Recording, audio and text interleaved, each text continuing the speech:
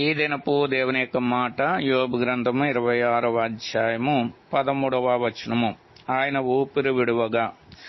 ఊపిరి, దేవుని యొక్క ఊపిరి ఎంతో విలువైనటువంటిది.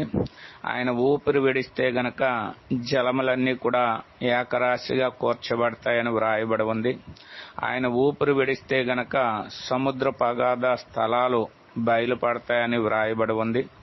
అంతేకాకుండా ఆయన ఊపిరి విడిస్తే మంచు కురియును అని వ్రాయబడి ఉంది. అంతేకాకుండా దేవుని యొక్క ఊపిరి మానవులకు వివేచన కలుగు చేస్తుందని కూడా వ్రాయబడి ఉంది. కాబట్టి ఇంత విలువైన శ్రేష్టమైనటువంటి దేవుని యొక్క ఊపిరి మనము కలిగి ఉండాలి. ఆయన ఊపిరి లేకపోతే మనం లోకంలో జీవించలేనటువంటి వారు. పరిశుద్ధ గ్రంథంలో వ్రాయబడినటువంటి మాట, మానవులకు ఆయనే ఊపిరి కలుగు చేస్తున్నాడని వ్రాయబడి ఉంది. కాబట్టి ఆయన ఊపిరిని కలిగి ఉండి ఆయన అద్భుతాలు మనము కూడా అనుభవించుదుముగాక.